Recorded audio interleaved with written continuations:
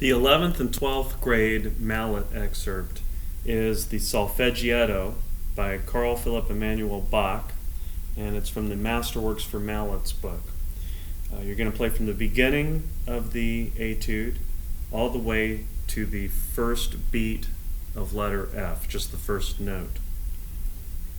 There's a lot of things to consider in here, a lot of which have to do with stickings, but also with chords. You should be pretty familiar with chords, hopefully, at this point, and realize that there's a lot of chord outlining going on. There's a lot of C minor chords, F minor chords,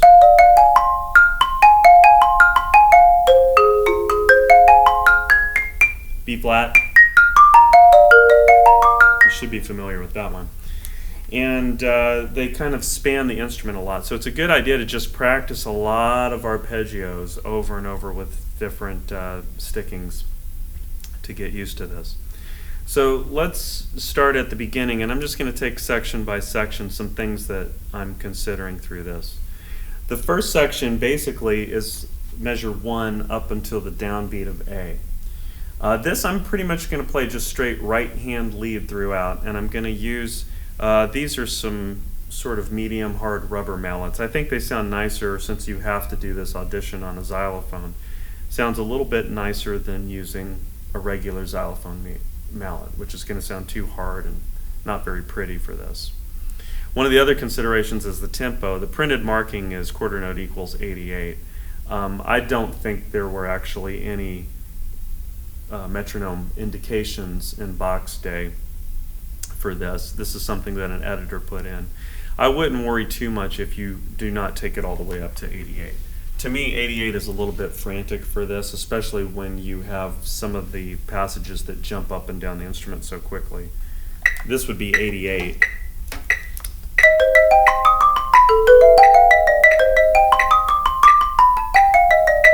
To me, that's a little quick. I would probably take it down at least 10 clicks, maybe even a little bit more than that. I wouldn't go any lower than about 74 or 72, but I think if you take it at a mid-70s tempo, that's probably going to be okay. It allows you a little bit more time to make sure that you hit all the notes correctly and you can be as expressive as you would like to be.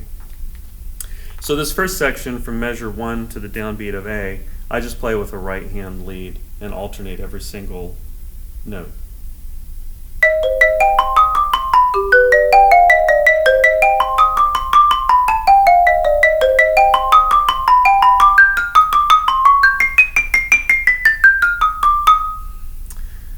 It's at this point, letter A, that now you're going to have to start to do some double strokes. What I like to do is anytime the pattern starts again from the highest note, I like to play 2 right hands in a row until I get to the new pattern. So for the beginning of letter A, measure 5, this is a C minor chord. I'm going to play the first 2 notes of each of the highest 2 notes with my right hand. So I play the first 2 16th notes and then the second and third 16th notes of beat 2 with my right hand.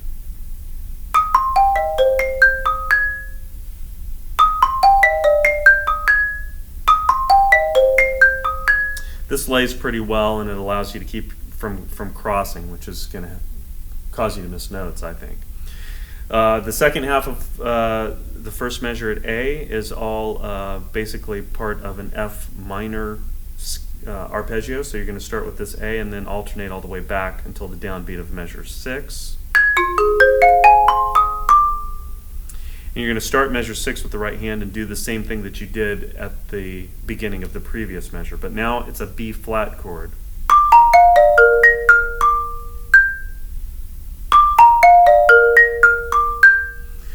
Now this next spot, the next 2 sets of 16th notes, this is beats 3 and 4 of measure 6. Here I am going to have to cross a little bit, but it's not so bad because my left hand is on one of the flats and my right hand's going to cross down underneath here. So you might want to play the E flat in the middle of the bar to give your right hand time to get down to this G. And then you're going to come right hand lead all the way to the downbeat of measure 7. I'll do that once again. From this point on, it's easy to play the first two beats of measure 7 with a right hand lead. At this point, I kind of like doing a right, left pattern for the rest of these two measures until I get to the downbeat of B, which is going to look like this.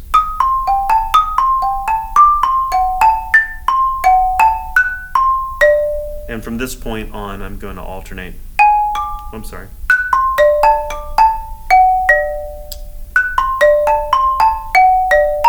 Actually, I'm just going to double the whole thing. The last 4/16 notes before B, you could play right, left, right, left. Okay, so to recap, from 7, beginning of measure 7 until the downbeat of B, I'm going to play right, left, right, left, right, left, right, left, right, left, left, right, left, left. Right, left, left, right, left, right. And from this point on, at letter B, I can alternate hand to hand. When I get to measure 30, I'm going to play double rights on the and the of beat 1. And then the same thing on the second 2/16 notes of beat 2. This keeps my left hand on the G the entire time. I can look away and play that. Makes it a lot easier to do. But going back to B, everything else is a right hand lead up until that point in measure 10. Right.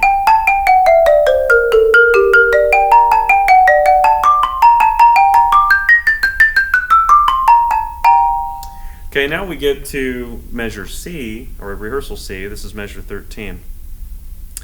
We have to play the double stop together, but then I'm going to begin with the left at that point. I'm just going to put one double in here from the G to the F going into the third beat, last 16th note of 2 going to the downbeat of 3. I'm going to play a left, left. Everything else is alternated.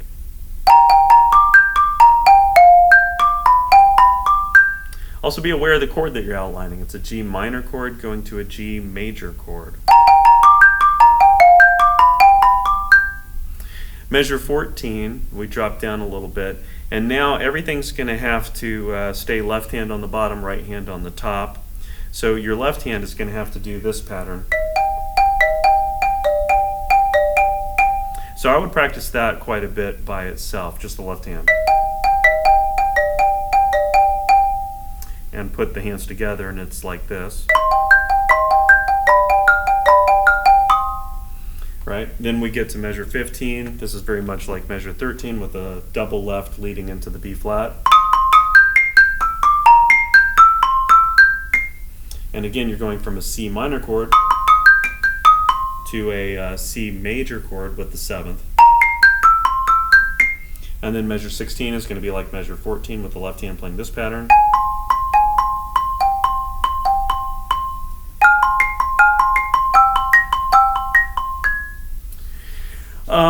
From this point on, the next section is really letter D to letter E. I'm going to play that all with a right hand lead, but the one thing is that when I get to measure 21, I want to play that first note, the A flat, with my left hand so that the whole pattern lays within my hands without me having to cross.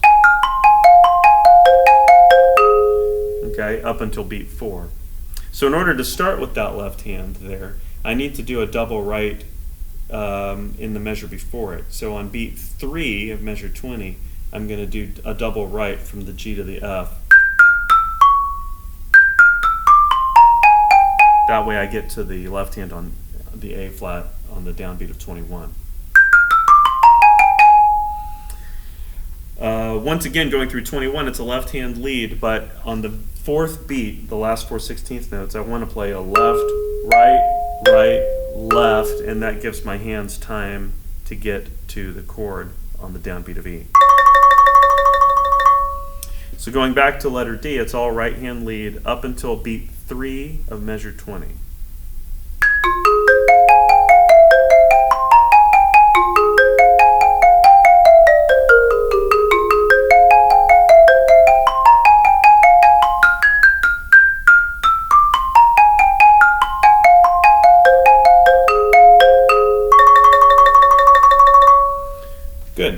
So from E to the end, which will be just the downbeat of F, we're almost there.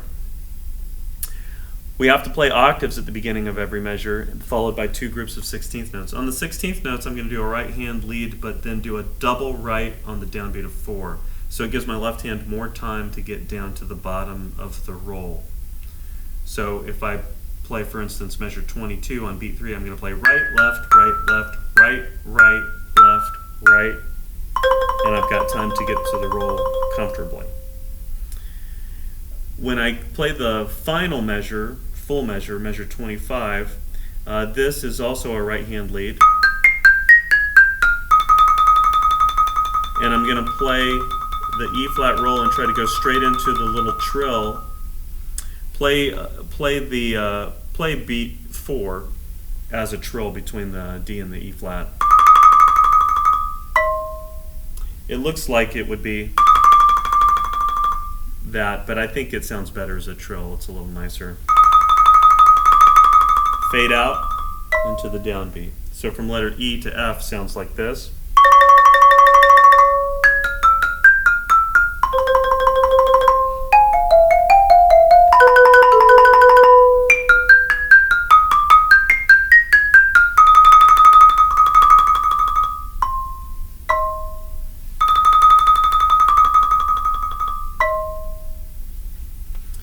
So, hopefully these sticking suggestions will help you prepare this for the audition. And again, my recommendation is to take it a little bit slower than 88.